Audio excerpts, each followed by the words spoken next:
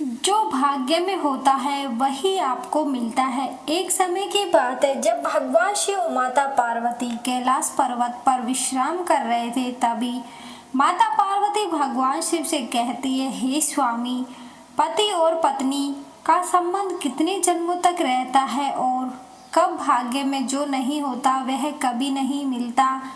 तब भगवान शिव कहते हैं, हे गौरी, आज आपने बहुत ही विचित्र प्रश्न पूछी है, लेकिन मेरा कर्तव्य है कि आपके हर प्रश्न का जवाब देना। इसलिए मैं आपको इसका जवाब एक छोटी सी कथा के माध्यम से देने वाला हूँ, जो पूरे ध्यान से पूरी कथा को सुनना होगा। तब माता पार्वती कहती है, हे स्वामी, आप कथा को सुनाना प्रारंभ करें। मुझे आपके मुख से जो सुनने का सौभाग्य प्राप्त होगा। तब भगवान शिव कथा को सुनाना प्रारंभ करते हैं। दोस्तों, एक समय की बात है, एक राजकुमारी थी जिसका नाम चंद्रिका था, जो पूरी तरह से चरित्रवान राजकुमार सुमंत के साथ हुई थी, जो दोनों ही जीवन का आनंद सुख वैभव के साथ ले रहे थे और धन की कोई कमी नहीं थी। सिर्फ कमी थी तो एक संतान की, जिसको ले करके चंद्रिका चिंताग्रस्त रहती थी। दोस्तों, फिर समय धीरे धीरे गुजरता गया और एक दिन चंद्रिका की तबीयत अचानक बहुत खराब हो गई। फिर वह राजकुमार सुमन से बोली, हे प्रियतम, मैंने अपनी सारी बात मानी है, मैंने आपकी बहुत सेवा की है और पूजा भी की है, मगर मैं आपको एक सुख पूरा नहीं कर सकती, वह है संतान को जन्म देने की खुशी। मुझे आभास हो रहा है कि मेरा जीवन कुछ पलों में ही समाप्त होने वाला है। मलाल मत करना, मेरे ना रहने के बाद मेरी यादों के सहारे आप अपना जीवन जीना, और मैं आपको वचन देती हूँ, अगले जन्म में फिर आपकी पत्नी बनूंगी। तब मैं आपको संतान की इच्छा अवश्य पूरी करूंगी। और फिर इतना कहकर उस चंद्रिका की मृत्यु हो जाती है। दोस्तों, फिर एक दिन सुमंत भी शरीर त्याग देता है। उसके बाद वह राजकुमार सुमंत एक ऐसा राजा के यहाँ जन्म लेता है जिसकी 100 रानियां थी और उन 100 रानियों के बीच में वह अकेला ही पुत्र था। दूसरी ओर राजकुमारी चंद्रिका भी एक ऐसे राजा के यहाँ जन्म लेती है जहाँ 100 रानियां थी और उन सब रानियों के बीच केवल एक ही पुत्री थी, जिसका राजा का पुत्र था। उस राजा के पास एक बहुत ही अक्लमंद और वफादार तोता था। राजा उससे कई मामलों में सलाह लिया करता था और उसकी सलाह मानता भी था। बड़ी बड़ी समस्याओं में राजा तोते से सलाह अवश्य लेता था। फिर एक दिन राजा उस तोते के पास गया और उससे कहा, हे तोते, मैं तुमसे एक बहुत ही बड़ी जिम्मेदारी सौंप रहा हूँ जो तुम्हें पूरी करनी है। फिर तोते ने कहा, बोलिए महाराज, मैं आपके लिए कुछ भी कर सकता हूँ। तब राजा ने कहा, हे तोते, तुम जानते हो कि मेरे एक ही बेटा है, मैं उसके लिए कैसी बहू चाहता हूँ, यह तुम्हें पता है। मुझे वैसी ही बहू चाहिए जैसा मैं चाहता हूँ। राजा ने अपने मन की सारी बातें तोते को बता दी कि वह कैसी बहू चाहता है। राजा की बात सुनकर तोता राजी हो गया और फिर उसने कहा, महाराज, आप जिस तरह की राजकुमारी चाहते हैं उसके बारे में एक पर्चे में लिखकर मेरे पैर में बांध दीजिए। आगे का काम आप मेरे ऊपर छोड़ दीजिए। मैं आपके लिए वैसी ही राजकुमारी तलाश करके लाऊंगा जैसी आप चाहते हैं। दोस्तों, फिर भगवान शिव कहते हैं, हे पार्वती। तोते की बात सुनकर राजा ने एक पर्चे पर अपनी पसंदीदा राजकुमारी के बारे में लिख दिया और वह कैसी राजकुमारी चाहता है, और उस पर्चे को तोते के पैर में बांध दिया।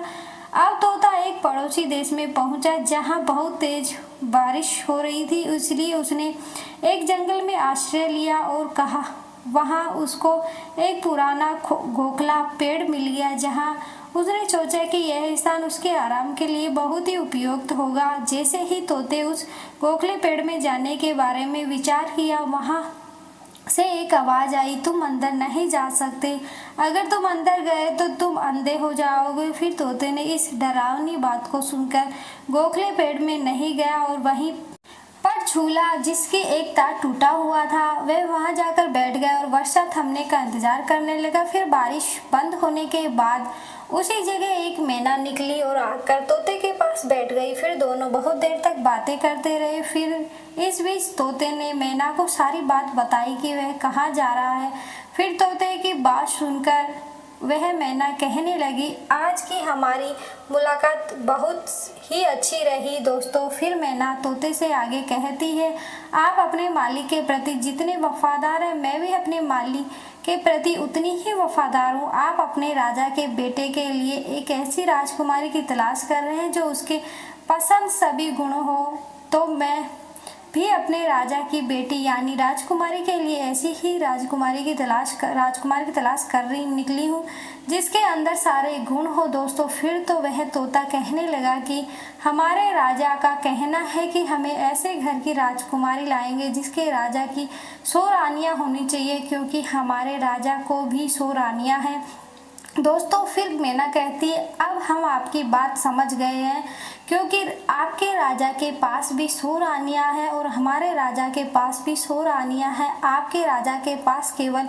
एक राजकुमार है और हमारे राजा के पास केवल एक राजकुमारी है। आपके राजा का राजकुमार भी सर्वगुण संपन्न है और हमारे राजा की राजकुमार भी सर्वगुण संपन्न है।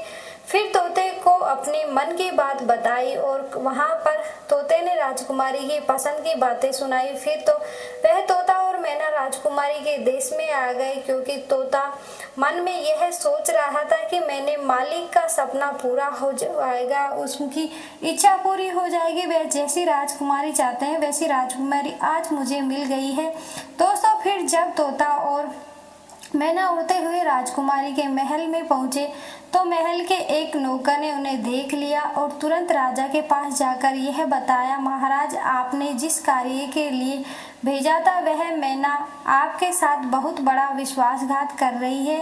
वह राजकुमार की तलाश में कहीं गई नहीं बल्कि एक तोते के साथ घूम रही है। मैंने उन्हें अपनी आंखों से देखा है। उसने आपकी बात को पूरी करने से भुला दिया है और आपकी आज्ञा का उल्लंघन किया है। तब राजा को यह सुनकर बहुत क्रोध आया और उन्होंने तोते और मैना को मारने का हुक्म दे दिया। यह बात तोते और मैना को भी पता चल गई कि राजा उन्हें मरवाने चाहते हैं। तब यह समझते ही मैना ने तोते से कहा, हमारी जान इस जगह पर खतरे में है, हमें जल्दी से इस स्थान को छोड़कर भाग जाना चाहिए, इससे पहले कि राजा हमें मार दे। अगर हम यहाँ रहे तो बिना किसी गलती के हम मारे जाएंगे दोस्तों। इसके बाद तोता और मैना ने इस जगह से दूर जाने का निर्णय लिया और बहुत दूर उड़कर चले गए दोस्तों। फिर राजा के सिपाही उन्हें ढूंढते रहे, लेकिन जब वे उन्हें नहीं मिले तो सिपाही हार मानकर वापस लौट आए तो तोता और मैना भाग चुके दोस्तों। फिर कुछ दिनों तक इंतजार करने के बाद तोता और मैना वापस महल लौट आए। वो सीधे राजा के पास पहुंचे और तोता राजा के दाहिने घुटने पर तथा मैना बाएं घुटने पर बैठ गए। तोते और मैना ने राजा से पूछा, आप हमें क्यों मारना चाहते हैं? हम तो आपके वफादार हैं, आपके महल के नौकर हमसे जलते हैं, इसलिए उन्होंने हमारी बुराई की। हम दोनों तोता और मैना अक्लमंद राजाओं के नौकर हैं, हमने हमेशा आपके साथ वफादारी की है दोस्तों। इसके बाद तोता और मैना ने अपनी सारी बात बताते हुए कहा, दोनों राजाओं के दरबारों में 100 रानियां हैं, लेकिन एक राजा के केवल एक बेटा है और दूसरे राजा की केवल एक बेटी है। वे राजा कभी भी एक दूसरे से नहीं मिले थे, लेकिन एक राजा को ऐसी बहू चाहिए थी जो दूसरे राजा की बेटी जैसी हो और दूसरे राजा को ऐसा दामाद चाहिए था जो पहले राजा के बेटे जैसा हो। हम महाराज आपके राज्य के बाहर एक जंगल में भगवान की कृपा से मिले थे और अब हम आपके पास यह अच्छी खबर लेकर आए हैं। तब तोते ने राजा की ओर अपना पैर बढ़ाया जिस पर एक पर्चा बंधा हुआ था, जिसे उस पर्चे में राजकुमार की पसंद लिखी थी। फिर दोस्तों राजा ने पर्चा पढ़ा और बहुत खुश हुआ। पहले तो उन्हें तोते और मैने को पर विश्वास नहीं हुआ, लेकिन जब उन्होंने दोनों को एक साथ देखा तो उन्हें उस पर विश्वास हो गया। फिर राजा ने तोते के पैर से राजकुमार की सही तस्वीर निकाली और अपनी रानियों के पास भेज दी और कहा, यह तस्वीर देख करके बताइए कि राजकुमारी के लिए राजकुमार कैसा है, क्या सभी रानियां राजकुमार को पसंद करती हैं या नहीं दोस्तों। फिर कुछ दिन बीत गए पर तस्वीर वापस नहीं आई। राजकुमारी को वह तस्वीर बहुत ही पसंद आई, जिससे वह राजकुमारी उस राजकुमार की तस्वीर को अपने हाथों में ही लिए रखती। फिर कुछ दिनों के बाद रानियों की तरफ से जवाब आया कि राजकुमार आपको पसंद है, पर उसकी शादी जल्दी ही हो जानी चाहिए, क्योंकि राजकुमारी तो राजकुमार को देखे बिना ही फोटो से पसंद कर लिया है। दोस्तों, फिर राजा ने तोते से कहा, तुम अपने राजा के पास यह संदेश पहुंचा दो कि एक राजकुमारी ने पसंद कर लिया है और वह चाहती है कि वे 4 महीने के भीतर शादी के लिए आ जाए। फिर तोते ने अद्भुत आदत के साथ राजा का प्रणाम किया और फिर अपने देश की ओर उड़ गया। दोस्तों, फिर वह अपने राज्य में पहुंचा तो तोते ने राजा को अपनी यात्रा की सारी कहानी सुनाई, जिससे राजा ने यह सब बड़े ध्यान से सुना और खुशी खुशी मन ही मन सोचने लगा कि उसका सपना पूरा हो गया है। उसने सोचा कि उसने राजकुमारी को अपने बेटे के लिए पा लिया है। उसके बाद राजा ने इस शानदार मौके को भव्य तरीके से मनाने के लिए आदेश दिया। राजकुमार के लिए विशेष और उत्कृष्ट कपड़े बनवाए गए, घोड़े के लिए शानदार काठी तैयार की गई और सिपाहियों के लिए नए वेशभूषा का इंतजाम किया गया। अनमोल हीरे जवाहरात, बेशकीमती कपड़े, कीमती मसाले, दुर्लभ फल और उत्कृष्ट इत्र जैसी भेंटें इकट्ठी की गई। राजा ने हर चीजों का खास ख्याल रखा। इस तैयारियों के महीने कब गुजर गए का पता ही नहीं चला। फिर शादी के कुछ दिन पहले राजकुमार का पिता बीमार पड़ गया और उसकी मृत्यु हो गई। यह पूरी परिवार के लिए एक बड़ा धक्का था। राजकुमार को अपनी शादी टालनी पड़ी, क्योंकि ऐसे समय में शादी करना अपने पिता का अपमान करना माना जाता है। दोस्तों, फिर जब पिता की मौत का शोक समाप्त हो गया तो राजकुमार तोते के साथ राजकुमारी से शादी करने के लिए निकल पड़ा। राजकुमारी का राज्य ज्यादा दूर नहीं था, इसलिए राजकुमार जल्दी ही वहां पहुंच गया। उसने अपना डेरा राजकुमारी के महल के पास के बगीचे में डाल दिया। अगर वह बगीचे में ना गया तो अच्छा होता, क्योंकि वहां उसका तोता मर गया। बगीचे के माली ने तोते को मार दिया, क्योंकि वह खजूर के पेड़ पर बैठकर खजूर तोड़ रहा था और उन्हें राजकुमार की तरफ फेंक रहा था। माली को यह बात अच्छी नहीं लगी और उसने तोते को मार डाला। दोस्तों, इस मुश्किल में कुछ समय बाद ही राजकुमार को यह भी खबर मिली कि राजकुमारी के पिता ने उनकी बेटी की शादी उससे करने से इनकार कर दिया है, क्योंकि राजकुमार का पिता मर गया था। फिर कुछ दिन बाद जब राजकुमारी अपनी पालकी में बाहर जा रही थी तो उसे वही रास्ता दिखा जहां राजकुमार ने डेरा डाला हुआ था। उसने बगीचे की ओर देखा और वहां राजकुमार को पहचान लिया, क्योंकि उसकी तस्वीर उसके पास थी। तब राजकुमारी ने उस समय कुछ नहीं कहा और पालकी ढोने वाले को वापस चलने के लिए कहा। फिर शाम को खाने के समय राजकुमारी ने अपने खाने का आधा हिस्सा खाया और अब बचा हुआ आधा राजकुमार के पास भेज दिया और उसने अपनी नौकरानी से कहा कि वह राजकुमार से कहे कि वह इस भोजन को खा ले। यदि वह ना खाए तो अपनी उंगली चावल में डाल दे। तब नौकरानी ने वैसा ही किया। दोस्तों, फिर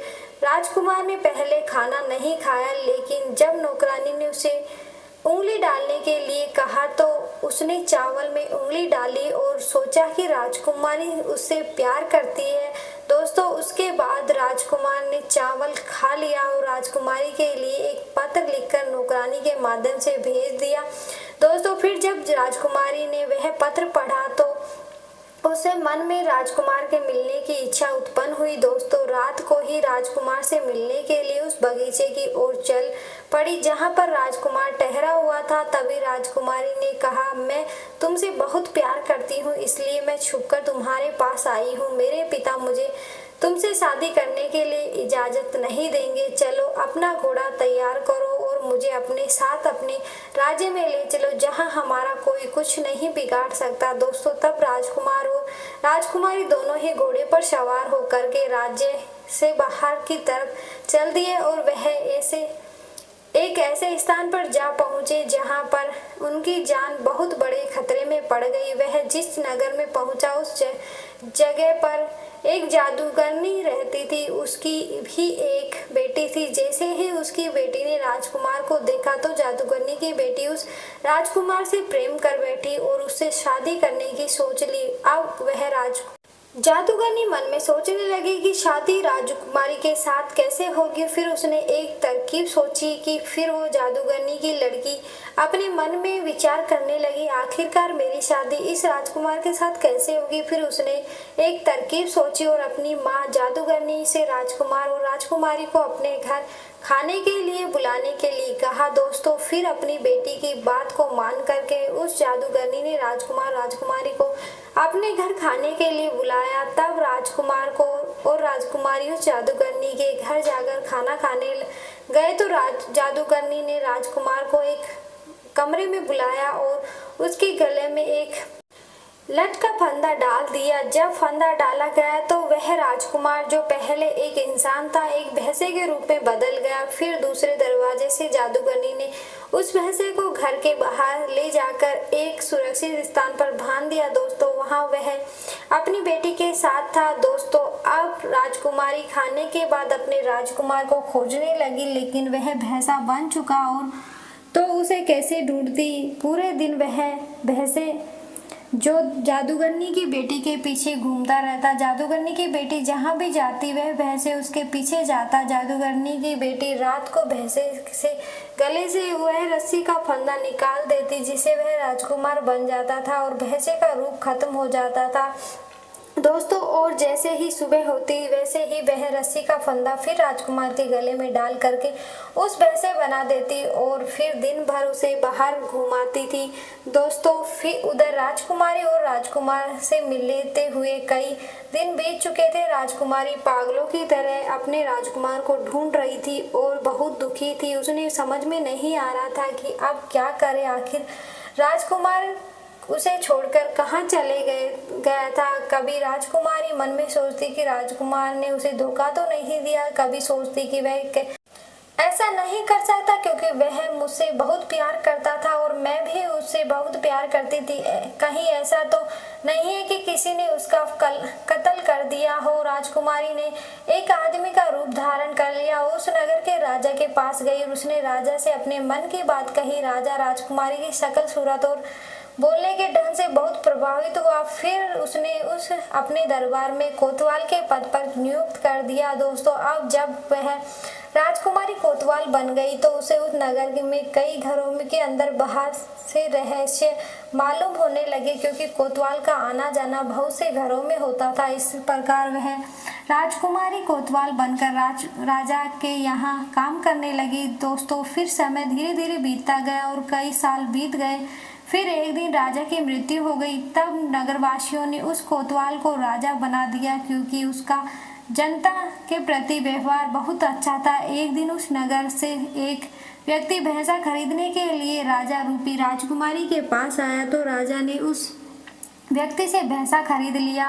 वह भैंसा बहुत ही काम का था, वह किसी भी खोई हुई चीज को सूंघकर ढूंढ सकता था। दोस्तों, फिर अचानक एक दिन वह भैंसा कहीं गुम हो गया। फिर राजा ने पूरे नगर में सूचना भिजवाई कि नगर के सभी भैंसों को इकट्ठा किया जाए। यह सूचना उस जादूगरनी के पास भी पहुंची। सभी नगर के लोग राजा के सामने अपने अपने भैंसे लेकर आ गए, मगर उस जादूगरनी ने अपना भैंसा, जो वास्तव में एक राजकुमार था, राजा के दरबार में नहीं भेजा। फिर जब सैनिकों ने राजा रूपी राजकुमारी को जादूगरनी द्वारा अपनी भैंसा नहीं भेजने की बात बताई तो राजा रूपी राजकुमारी एकदम से भड़क गई और उसने जादूगरनी सहित उस भैंसे को जबरदस्ती बुलवाया। इधर जैसे ही सैनिकों ने उस भैंसे के गले से पड़ी हुई रस्सी को जोर से खींचा तो वह रस्सी उस भैंसे की गर्दन से निकल गई और उस रस्सी गर्दन से निकलते ही वो भैंसा जो था वह राजकुमार के रूप में परिवर्तित हो गया और वह तुरंत उस राजकुमार से मिली और जादूगरनी बुढ़िया को पकड़वाकर उसे राजा रूपी राजकुमार ने उसके पास ले जाने में मदद की। जब राजकुमारी ने सभी नगरवासियों से कहा कि उसे अपने राजकुमार से मिलने के लिए एक आदमी के रूप में रहना पड़ा था, मैं एक औरत हूँ, इसलिए आज से आप सभी हमारे राजकुमार को अपना राजा और हमें अपनी रानी मानोगे। तब नगरवासी खुश होकर उस राजकुमारी को अपनी रानी और उस राजकुमार को अपना राजा बनाने से सहमत हुए। अब वह राजकुमार राजा बन गया और राजकुमारी को रानी बन का सौभाग्य प्राप्त हुआ। जादूगरनी बुढ़िया को सूली पर चढ़ा दिया गया और उसकी बेटी को आजीवन कारावास की सजा मिली। दरअसल जादूगरनी की बेटी ने अपने पूर्व जन्म में अपने पति पर झूठा आरोप लगाकर उसे एक राजा की कैद में डलवा दिया था, इसलिए उसे भी इस जन्म में राजा के न्याय का सामना करना पड़ा। फिर एक दिन राजा और रानी घूमने के लिए निकले। तब जंगल से गुजरते हुए वे एक पुराने पेड़ के पास आराम करने लगे, पर वह पेड़ बहुत पुराना था और उस पर राजकुमार और राजकुमारी ने अपने पूर्व जन्म में एक चिन्ह अंकित किया था जो अभी भी सुरक्षित था। जैसे ही उनकी नज़र उस चिन्ह पर पड़ी, दोनों को तो अपने पिछले जन्म की सारी घटनाएं याद आ गई, पुराने जीवन की सारी बातें याद आ गई और उनके मन में खुशी की एक लहर दौड़ गई। तब राजकुमारी ने कहा, मुझे अब सब समझ में आ गया। मैंने आपसे बहुत प्रेम किया था और आपने भी मुझसे। मैंने आपकी बहुत सेवा की थी, परंतु मेरी एक इच्छा अधूरी रह गई थी। मैं आपको एक संतान नहीं दे सकी, परंतु इस जन्म में हम फिर से एक हुए पति पत्नी के रूप में। यह हमारे बच्चे प्रेम का परिणाम है। मुझे पूरा विश्वास है कि इस जन्म में भगवान हमारी मनोकामना अवश्य पूरी करेंगे और आपको संतान सुख देंगे। दोस्तों, फिर कुछ दिन बीतने के बाद राजकुमारी गर्भवती हुई और समय आने पर एक सुंदर संतान को जन्म दिया। इस प्रकार एक पत्नी ने अगले जन्म में आकर अपने पति को पाया और पति की खुशी के लिए एक पुत्र को जन्म दिया। तो दोस्तों, इस प्रकार भगवान शिव ने माता पार्वती को कथा सुनाई। तो दोस्तों, वीडियो अच्छी लगी तो वीडियो को लाइक करें, चैनल को सब्सक्राइब जरूर करें। धन्यवाद।